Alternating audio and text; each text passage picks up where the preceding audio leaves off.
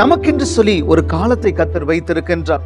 அந்த காலம் வருவதற்கு முன்பாய் நாம சில காரியங்களை எதிர்பார்க்கும் பொழுது வேதம் சொல்கிறது, யோசேப்பின் வாழ்க்கையில ஒரு காலம் இருந்தது. அவன் ஒரு தாயில்லாத பிள்ளையாய் தன் வீட்டில் எல்லாரும் இருந்தாலும் ஒரு அனாதை போல வளர்வதற்கு ஒரு காலம் இருந்தது. எஸ்தருடைய காலத்துல அவள் ஒரு சாதாரண அனாதை பெண்ணா இருக்கிறார். மாமாவும் கூட ஒரு பெரிய மனுஷன்லாம் கிடையாது. அவருடைய வாழ்க்கை எங்க இருந்தது அப்படின்னு சொன்னா, ஒரு ரோட்டோரத்துல அந்த வீதியினுடைய ஓரத்துல உட்கார்ந்துட்டு இருக்கிற ஒரு சாதா மனுஷனாய் ஒரு காலம் இருந்தது. Maybe you are very disturbed about the business that you are into. இன்றைக்கு ஏதோ ஒரு கசப்பு அனுபவத்தோடு கூட நீங்க வந்திருக்கலாம். எனக்கு வெளியில தான் சிரிக்கிறேன், உள்ளத்துக்குள்ளாய் சமாதானம் இல்லை. வேதம் சொல்லுது, நீங்க அழுவதற்கு ஒரு காலம், நீங்க வேதனையோடு கூட இருப்பதற்கு ஒரு காலம். அதே போல உங்களை உயர்ந்து சமாதானத்தோடு கூட சந்தோஷமாய் வைக்கும்படி ஆண்டவர் ஒரு காலத்தை வைத்திருக்கின்றார். ஒரு மனுஷன் பாக்கியவானா இருக்கின்றானாம். யார் அந்த பாக்கியவான்? Who is the blessed person அப்படின்னு சொன்னா, according to the book of Psalms, the Bible says, the first chapter open பண்ணும் பொழுது, ஒரு மனிதன் தேவனை சார்ந்து இருக்கும் பொழுது, ஒரு மனிதன் கர்த்தருடைய ஆலோசனையில் நடக்கும் பொழுது, if a man walks in the counsel of God and not in the counsel of a worldly person, உலகத்தின் மனுஷர்கள், உலகத்தினுடைய மனுஷருடைய ஆலோசனை இல்லாதபடி இந்த ஆண்டவராகிய தேவன் என்னோடு என்ன பேசுறார், இந்த கர்த்தருடைய வார்த்தை என்னோடு என்ன பேசுது என்று சொல்லி தேவ சித்தத்தின்படி, தேவனுடைய வார்த்தையின்படி நடக்கிற ஒரு மனுஷன் எப்படிப்பட்டவனா இருப்பான் என்று சொன்னால், அவன் நீர்ப்பாய்ச்சலான தோட்டத்தை போல நல்ல கனி கொடுக்கின்ற ஒரு மரமாய், நல்ல கனி கொடுக்கின்ற ஒரு ஆசீர்வாதமான பாத்திரமா இருப்பாராம். Not just a blessed person, ஆனா வேதம் சொல்லுது அவன் தன்னுடைய காலத்தில் என்று சொல்லி வேதம் சொல்கின்றது. The Bible says, like the tree planted by the water that brings forth its fruit in its season அப்படின்னு சொல்லி வேதம் சொல்லுது. நமக்கென்று சொல்லி ஒரு காலத்தை கர்த்தர் வைத்திருக்கின்றார். அந்த காலம் வருவதற்கு முன்பாய் நாம சில காரியங்களை எதிர்பார்க்கும் பொழுது அது ஒருவேளை எவ்வளவு ஆர்கானிக்கா இருக்கும் நமக்கு தெரியாது. ஒருவேளை நாம அந்த காலம் வரைக்கும் காத்திருப்போம் சொன்னா அது அழகாய் கணித்து நம்முடைய கைகளில் வருவதை நம்ம பார்க்கின்றோம். வேதம் சொல்கிறது, யோசேப்பின் வாழ்க்கையில ஒரு காலம் இருந்தது. அவன் ஒரு தாயில்லாத பிள்ளையாய் தன் வீட்டில் எல்லாரும் இருந்தாலும் ஒரு அனாதை போல வளர்வதற்கு ஒரு காலம் இருந்தது. அதை தாண்டி அவனுக்கு இஷ்டமில்லாத, பிடிக்காத ஒரு வேலை ஸ்தலத்துல அவன் கஷ்டத்தோடு கூட வேலை செய்ய வேண்டிய பிரிசனராய், அவன் கைதியாய் இருக்க வேண்டிய ஒரு காலம் இருந்தது. ஆனால் அதே மனுஷனுக்கு வேதம் சொல்லுது ஒரு காலம் வந்தது. அந்த காலத்துல அந்த தேசத்தினுடைய அதிபதியாய், அந்த தேசத்தினுடைய முதல் மனிதனுக்கு அடுத்ததாய் இருக்கும்படி ஒரு காலம் வந்தது.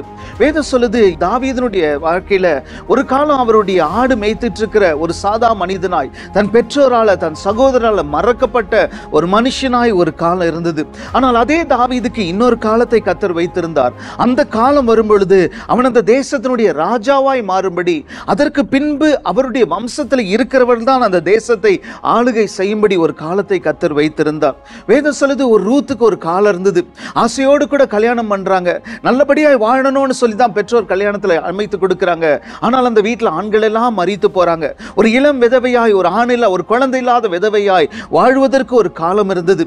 அதை தாண்டி வீட்டுல சகல வசதி இருந்தாலும் யாரோ ஒருத்தனுடைய வயல்ல போய் சாதாரண ஒரு கூலிக்காரியாய், கூலிக்கு வேலை செய்கிறவளாய் ஒரு காலம் வேலை செய்ய வேண்டிய ஒரு காலம் இருந்தது.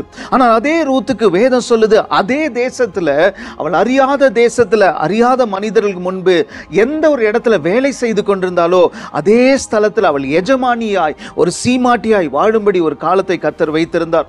வேதம் சொல்லுது, இந்த ரூத்தினுடைய காலங்கள்ல ஆசீர்வாதமாய் பார்த்ததை ஒருவேளை நம்ம பார்க்கிறோம். அதே போல அடுத்தது ஒரு ஸ்திரீயாகிய எஸ்தருடைய காலத்துல அவள் ஒரு சாதாரண அனாதை பெண்ணா இருக்கிறார். அவளுடைய மாமாவும் கூட ஒரு பெரிய மனுஷன்லாம் கிடையாது. அவளுடைய வாழ்க்கை எங்க இருந்தது அப்படின்னு சொன்னா, ஒரு ரோட்டோரத்துல, அந்த வீதியினுடைய ஓரத்துல உட்கார்ந்துட்டு இருக்கிற ஒரு சாதா மனுஷனாய் ஒரு காலம் இருந்தது. அந்த காலத்துல எதிரிகள் எல்லாம் ஜெயிப்பதை போல, எதிரிகள் எல்லாம் செழிப்பதை போல ஒரு காலம் இருந்தது. ஆனால் அதே மனுஷனுக்கு கொஞ்ச காலங்கள் பொறுத்து அந்த தேசத்துல ஒரு பெரிய ஸ்தானத்துக்கு வரும்படி, அந்த தேசத்துல ஒரு முக்கியமான ஆலோசனை கொடுக்கிற ஒரு இடத்துக்கு வரும்படி ஒரு ஸ்தானத்தை, ஒரு காலத்தை கர்த்தர் வைத்திருக்கின்றார். அதே போலதான் இன்றைக்கு நீங்களும் கூட, இன்றைக்கு உங்களுடைய season is not a great season. நீங்க இப்ப போயிட்டு இருக்கிற பாதை ஒரு சரியான நல்ல பாதை இல்லாம இருக்கலாம். அல்லது நீங்க சொல்லலாம், இந்த வருஷம் எனக்கு எதுவுமே சரியா அமையல, இந்த காலங்கள்ல இந்த 2-3 வருஷமாய் நான் நினைத்த காரியம் எதுவுமே நினைத்தபடி நடக்கல, அவைகள் கனி கொடுக்கல, பழுத்து வரல. ஒருவேளை ஏதோ ஒரு காரியத்தை குறித்து இன்றைக்கு யோசித்துட்டு இருக்கலாம். ஆனா வேதம் சொன்னபடியே ஒரு மனுஷன் தேவனுடைய ஆலோசனையின்படி நடக்கும் பொழுது அவனுக்கென்று சொல்லி ஒரு காலத்தை கர்த்தர் வைக்கின்றார். அந்த காலம் வரும் பொழுது அவனுடைய இன்றைக்கு இருக்கிற பிரசன்ட் எப்படியா இருந்தாலும் சரி, அதற்கும் அவனுடைய ஃபியூச்சருக்கும் கம்பேரிசனே இல்லாத அளவுக்கு கர்த்தர் மாற்றுகிறவராய் வேதத்துல நமக்கு காண்பித்து கொடுக்கின்றார். அதே தெய்வம் இன்றைக்கு உங்களோடு கூட ஒரு வாக்குத்தத்தம் செய்கின்றார். உங்கள் காலங்கள் மாறும், உங்களுடைய சூழ்நிலைகள் மாறும். இன்றைக்கு இருப்பதை போல நீங்கள் எதிர்பார்க்கிற நாளையோ அல்லது எதிர்காலம் இராதபடி உங்கள் காலத்தை மாற்றி கொடுக்கிற இயேசுவாய் உங்கள் வாழ்க்கையில் நிச்சயமாய் அவர் நிரூபித்து கொடுப்பதை நீங்கள் பார்க்க போகின்றீர்கள். எதனால நம்ம இந்த துக்கமான காலத்தில் இருக்கிறோம்? ஏன் இன்றைக்கு ஒரு பிரியமில்லாத, ஒரு செழிப்பில்லாத அல்லது ஒரு சந்தோஷம் இல்லாத காலத்துக்குள்ள நீங்க வந்திருக்கிறீங்க? ரெண்டு விதமாய் அந்த காரியங்கள் அமையும். ஒன்று, அதுல உங்க தப்பே இருக்காது. உங்களுடைய மிஸ்டேக் என்ன? நான் என்ன தப்பு செஞ்சேன் பிரதர் இந்த காரியத்தை நான் அனுபவிக்கிறதுக்கு? நான் என்ன காரியத்தை விழுந்து போன இந்த விதமான சாபமான வாழ்க்கை வாழ்வதற்கு, துக்கமான வாழ்வை வாழ்வதற்கு என்று சொன்னால், ஒருவேளை நீங்க சொல்றபடி உங்க மேல 100% நீங்க பிளேம் பண்றதுக்கு ஒரு சூழ்நிலை கூட இராது. அதை உங்களுக்கு நிரூபிக்கின்றேன். வேதம் சொல்கின்றது, ஒரு நாள் தாவீதோ தன்னுடைய வாழ்க்கையில எல்லா விதத்திலும் கர்த்தர் ஆசீர்வாதமாய் மாற்றி இருக்கின்றார்.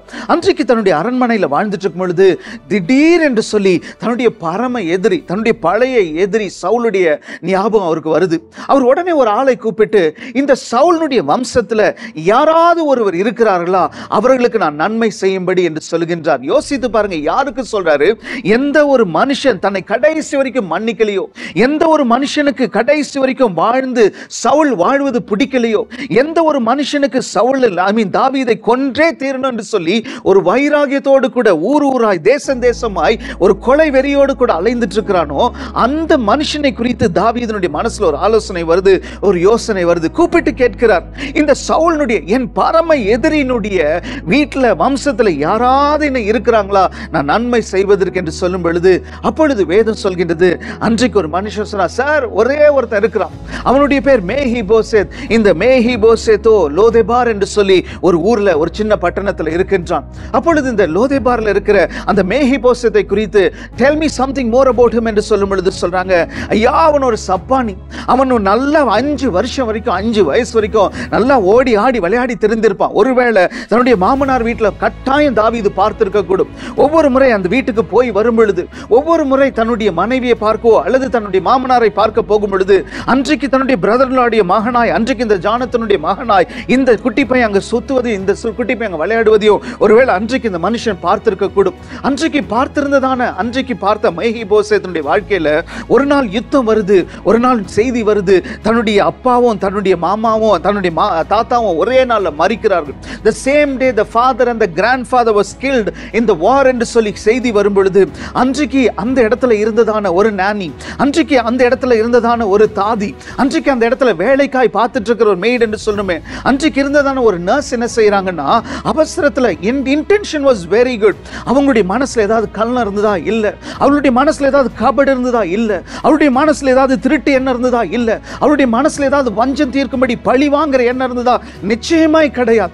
அவர்கள் ஆரம்பிக்கும் பொழுது நல்ல எண்ணத்தோடு ஆரம்பிக்கிறாங்க. அவர்கள் ஆரம்பிக்கும் பொழுது சந்தோஷத்தோடு கூட, எப்படியாவது இந்த வீட்டில் நான் இவர்களுடைய ஆகாரத்தை சாப்பிட்டு இருக்கிறேன், இவர்கள் நிமித்தம் நான் வாழ்க்கை அடைந்திருக்கிறேன், இவர்கள் நிமித்தம் எனக்கு ஒரு ஐடென்டிட்டி இருக்குது, எனக்கு ஒரு லைஃப் இருக்குது, எனக்கு ஒரு பிளெஸிங் இருக்குது, எனக்கு ஒரு சேலரி இருக்குது, எனக்கு இதற்கு பின்பு ஒரு வாழ்க்கை இருக்குது, நான் இந்த குடும்பத்தை விட்டு கொடுக்க கூடாது, இன்றைக்கு எனக்கு ஒரு டர்ன் இந்த குடும்பத்திற்கு நல்லது செய்யணும் என்று சொல்லி அவளுடைய மனசுல ஒரு ஆசையோடு கூட, அன்றைக்கு அந்த ஜானத்தனுடைய மகனாகிய மேஹிபோசேத் 5 வயதா இருக்கும் பொழுது அவனை தூக்கி கொண்டு ஓடுறான். அவளுடைய ஓட்டத்தில் ஓடும் பொழுது ஏதோ ஒரு காரியத்தில் அவளுடைய கால் தடுமாறுகின்றது. மேஹிபோசேத் துள்ளி குதிக்கவில்லை, மேஹிபோசேத் அவளுடைய கையை விட்டு போல, அன்றைக்கு தாதி தூக்கி ஓடிக்கொண்டிருந்தவளுடைய பாதையில் அவளுடைய கால்கள் தடுக்கின்றது, தடுமாறுகின்றது. அவள் அந்த குழந்தை பொத்துன்னு கீழே போடுகின்றாள். அவள் போட்டது எவ்வளவு ஒரு ஃபோர்ஸ்ஃபுல்லாய் அல்லது ஒரு ஹார்ஷ் லேண்டிங்கா இருந்திருக்கும்னு சொன்னா, அவனுடைய 2 கால்களும் முறிந்தது. அது வரைக்கும் நல்ல ஆரோக்கியமா இருந்த கால்கள் போலியோனால முறியல. அந்த ஒரு விபத்துனால, அந்த ஒரு ஆக்சிடென்ட்னால, அந்த ஒரு போன் பிராக்சர்னால ஒருவேளை 2 கால்களும் முறிந்து போய் அதற்கு பின்பு அவன் நடக்கவே முடியாது. வேதம் சொல்கின்றது, மேஹிபோசேத்துக்கு இப்பொழுது கிட்டத்தட்ட திருமணம் ஆகி ஒரு குழந்தை இருக்க வேண்டிய வயசுல தான் இன்றைக்கு திடீரென்று சொல்லி தாவீதுக்கு ஞாபகம் வருது. அப்போ அந்த நாள் வரைக்கும் எவ்வளவு வழியில துடித்திருப்பார். இந்த மேஹிபோசேத் நினைக்கும் பொழுது பயங்கரமா வலித்தது. ஐயோ வலி வலி. 5 வயசா இருக்கும் பொழுது கூட, ஒருவேளை 17-18 வருஷங்களுக்கு முன்னாடி நடந்தா கூட, I still remember that incident. இன்றைக்கு சின்ன பிள்ளைகளை கேட்டாலும் அவர்களுக்கு ஒருவேளை மறந்ததை போல நடிப்பார்கள். ஆனால் அவர்களுக்கு என்றைக்கோ ஒரு நாள் அவர்கள் கண் முன்பாய் பார்த்த சில காரியங்கள் அவர்களுடைய ஆழ் மனதில் அதிகமாய் அவர்கள் பதிந்து போயிடும். ஒருவேளை மறந்து தட்டுவாங்க அப்படின்னு பெற்றோர் நினைப்பாங்க, அல்லது அதெல்லாம் ஞாபகித்திருப்பாங்களா என்று சொல்லி பெரியவங்க நினைப்பாங்க. ஆனால் அவருடைய ஆழ் மனதில் அவர்கள் பார்த்தது கடைசி வரைக்கும் அந்த வடு மாறவே மாறாது. அன்றைக்கு இந்த மனுஷனோ அவனும் இன்னொரு ஒரு ஹமாத் லோதேபார் என்று சொல்லி ஒரு செழிப்பில்லாத காஞ்சி போன எல்லா விதத்திலும் திருட்டு எண்ணங்களோடு கூட, அல்லது அந்த ஊரினுடைய கிரிமினல்ஸ் கான்விக்ஸ் எல்லாம் தங்குகின்றதான அப்படிப்பட்ட ஒரு சாதாரண ஒரு சின்ன ஒரு இடத்துல இருந்ததான இந்த மனுஷனுக்கு அநேக நேரங்கள் யோசித்திருக்க கூட, நான் இங்க வாழ வேண்டிய மனுஷனே இல்லை, நான் தப்பே செய்யலைங்க, நான் ஒரு தப்பு செய்யல, இன்றைக்கு நான் கஷ்டப்படுறேன், இன்னைக்கு நான் அழுகுறேன், இன்னைக்கு நான் சாப்பாட்டுக்கு வழி இல்லாம இருக்கிறேன், இன்னைக்கு எனக்கு கையில காசு இல்லை, நான் இப்படிப்பட்ட வாழ்க்கை வாழ்வதற்கு எனக்கு தலைவிதியே கிடையாது. நான் இந்த உலகத்துல பிறக்கும் பொழுது என்னுடைய வாழ்க்கையில நான் நினைத்தேன், என் தாத்தாக்கு அடுத்தது, என் அப்பாவுக்கு அடுத்தது நான் இந்த ராஜ்யத்தை ஆளும்படியாய் வந்திருக்க வேண்டும் என்று சொல்லி எல்லாரும் சொல்றாங்க. என்னுடைய வாழ்க்கையில நான் ஒரு ராஜாவாய் வாழ்ந்திருக்க வேண்டும். I am not supposed to be here in this ordinary place like a beggar expecting somebody to give me my next meal. I am not here to receive somebody's mercy, but I was in a position and place where I am supposed to be a blessing to all those people below me என்று சொல்லி அப்படிப்பட்ட நிலைமையில் இருக்கிற இந்த மனுஷனுக்கோ வேதம் சொல்கின்றது, ஒரு தவறு செய்த யாரோ ஒருத்தர்னால அவன் இன்றைக்கு எங்கேயோ ஒரு மூலையில கிடக்கின்றான். பிரியமானவர்களே, இன்றைக்கு நீங்களும் கூட maybe you are very disturbed about the business that you are into, about the work that you are into, about the marriage that you are into, about the children that you have, about something that you have. இன்றைக்கு ஏதோ ஒரு கசப்பு அனுபவத்தோடு கூட நீங்க வந்திருக்கலாம். எனக்கு வெளியில தான் சிரிக்கிறேன், உள்ளத்துக்குள்ளாய் சமாதானம் இல்லை, என் இருதயத்துக்குள்ளாய் யாரோ செய்த தப்பு. It is not my mistake at all. It is not what I did. It is somebody's mistake that today I am crying deep down inside me. இன்றைக்கு அவர்கள் செய்த தவறு, இன்றைக்கு அவர்களை பழி வாங்க முடியல. Maybe their intention was good, but their action was a disastrous action.